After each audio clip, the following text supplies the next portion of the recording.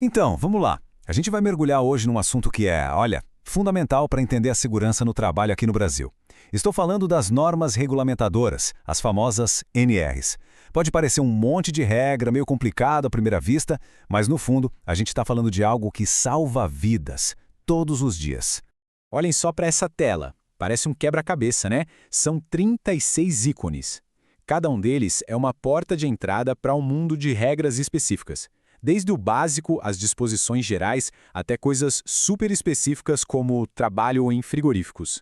Juntos, isso é o universo completo das normas regulamentadoras que ditam o jogo da segurança na maioria dos locais de trabalho do país. E olha, não sou eu que estou inventando a importância delas. Quem está no campo, no dia a dia, costuma chamar as NRs de a Bíblia do técnico em segurança do trabalho. É uma comparação forte, né? Mas ela mostra perfeitamente o peso, a autoridade que essas normas têm na rotina de quem trabalha com isso. E por que esse apelido de Bíblia pega tão bem? Porque as NRs, elas não existem no vácuo. Pensem assim, junto com a Constituição Federal e com a CLT, elas formam o tripé, a base de toda a legislação de segurança e saúde no trabalho no Brasil. E aqui está o ponto central. A regra é simples. Se uma empresa, não importa se é privada ou pública, contrata alguém com carteira assinada, ou seja, pelo regime da CLT, pronto, ela é obrigada a seguir as NRs. Não é uma sugestão, não é opcional. É lei. E isso cria um padrão mínimo de segurança para milhões e milhões de pessoas. Beleza, então a regra é clara. Tem empregado com carteira assinada, tem que seguir as NRs. Mas, será que isso vale para todo mundo, sem exceção? É aí que a coisa começa a ficar interessante. Vamos ver agora quem exatamente está nesse barco, porque tem uns detalhes bem importantes aí no meio. A grande pergunta que fica é essa. Todo e qualquer trabalho feito no Brasil cai automaticamente debaixo do guarda-chuva das NRs? A resposta rápida é não exatamente. E o secreto para entender essa diferença está de novo nela, na CLT. E aqui a gente vê as exceções mais comuns: trabalhadores domésticos, rurais, servidores públicos. Eles geralmente têm leis próprias, regimes de trabalho diferentes. Por isso, as NRs, que são casadas com a CLT, não se aplicam diretamente a eles, a não ser que uma outra lei mande aplicar, o que é mais raro. Mas aí tem uma categoria que é super interessante, o trabalhador avulso. Pensem, por exemplo, no pessoal que trabalha nos portos. Eles não têm aquele vínculo fixo com uma empresa só. Mesmo assim, a lei é muito clara, as NRs valem para eles também. Isso é um ótimo exemplo de como a legislação tenta proteger todo mundo, até quem não se encaixa naquele modelo mais tradicional de emprego. Ok, então a gente já tem as regras.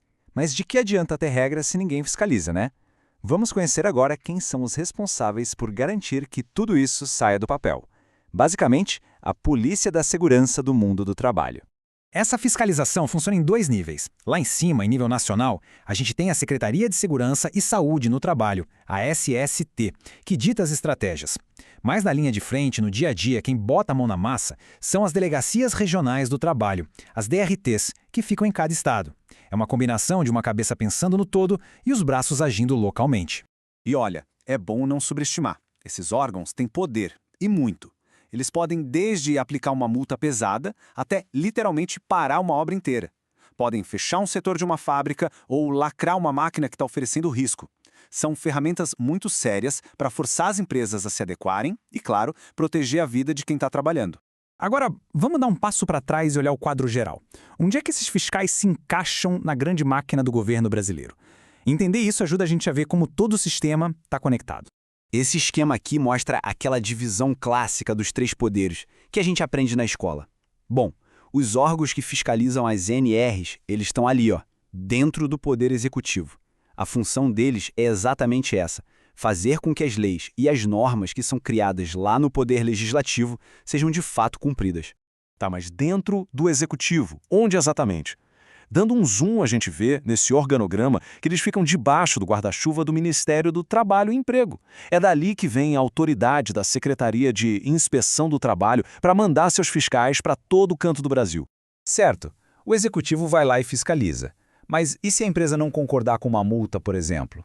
E se achar que a interdição foi injusta? Para onde vai essa briga? Aí a gente muda de poder e entra no judiciário. Essa pirâmide aqui mostra como funciona a justiça do trabalho. Começa lá na base, nas varas, pode subir para os tribunais regionais, os TRTs, e o topo da pirâmide é o Tribunal Superior do Trabalho, o TST. lá em Brasília. É o caminho legal para resolver esses conflitos.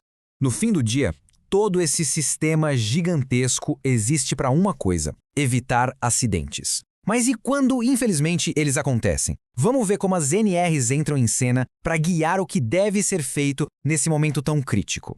Quando um acidente acontece, não pode ser o caos. Existe um método, um passo a passo a ser seguido, e é basicamente este aqui.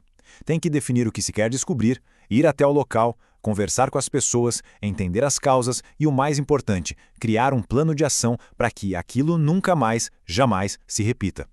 É um ciclo para aprender com o erro e tornar um ambiente mais seguro. E o ponto fundamental é este: fazer essa investigação não é só uma boa ideia, é uma obrigação por lei. A NR de número 04 deixa isso bem claro.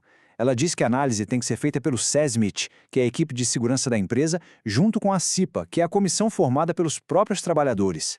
A responsabilidade está dividida e está na lei. E para fechar nossa conversa, fica aqui uma provocação. A gente passou por todo o sistema, as regras, quem fiscaliza, o que acontece quando dá errado. Tudo isso foi criado para proteger, certo? Mas a pergunta que não quer calar é: será que a segurança de verdade nasce só de seguir ali à risca?